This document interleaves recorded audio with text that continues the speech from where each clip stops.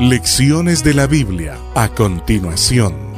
Hoy estudiaremos la claridad de la Biblia.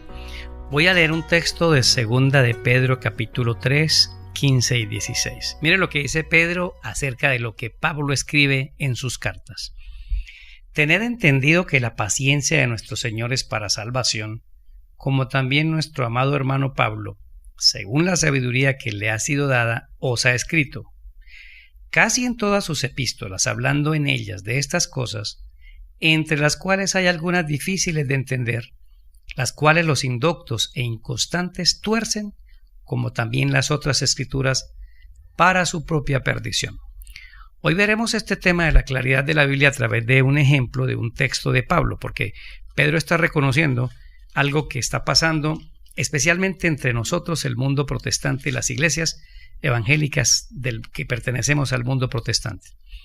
Tenemos mucha confusión en cuanto a la palabra ley, en cuanto a los términos de Pablo, y Pedro aquí dijo, tengan cuidado porque muchos lo tuercen y hacen decir a las escrituras lo que no es para su propia perdición. Voy a probar cómo esto se está haciendo y para que veamos la claridad de la Biblia, porque la misma Biblia se explica a sí misma. Hay un texto para el ejercicio de hoy en Romanos 6:15. ¿Qué pues? ¿Pecaremos porque no estamos bajo la ley, sino bajo la gracia? En ninguna manera. Pablo está diciendo que no estamos bajo la ley, sino bajo la gracia. Entonces tenemos dos caminos.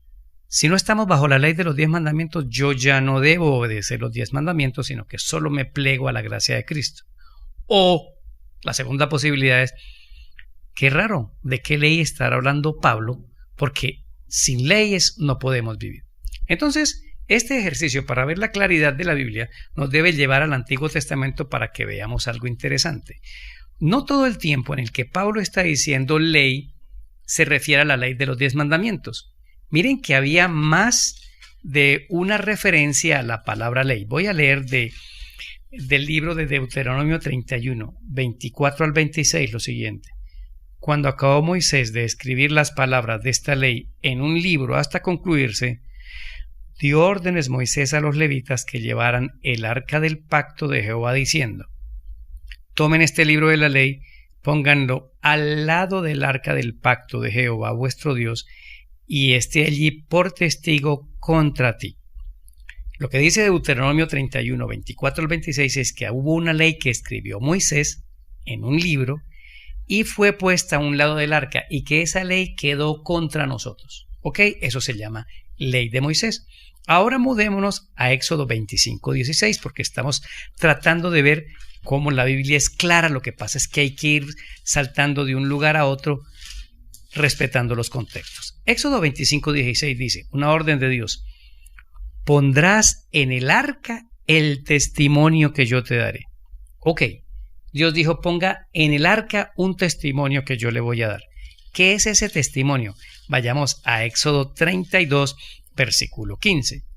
Volvió Moisés y descendió del monte trayendo en su mano las 2 tablas del testimonio, las tablas escritas por ambos lados, de uno y otro lado estaban escritas. Si usted nota aquí, Moisés llama a las 2 tablas de la ley que recibió en el Sinaí el testimonio.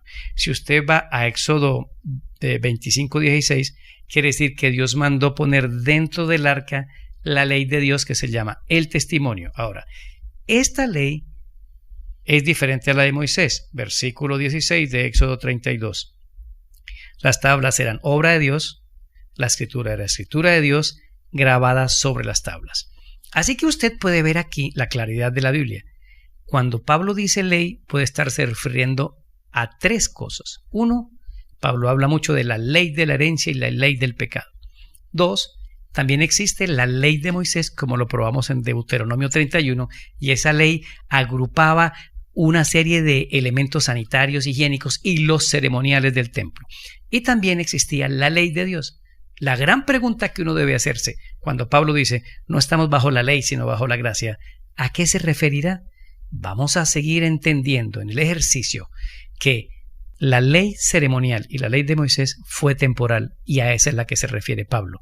La ley de Dios es eterna. Hoy hemos visto a través de un ejercicio que nos ha llevado un poquito más de tiempo cómo la Biblia es clara y cómo deberíamos librarnos de prejuicios al interpretarla. Soy Daniel Herrera y deseo para todos un día lleno de bendiciones. Inscríbase a nuestro canal de YouTube, Daniel Herrera Jerez.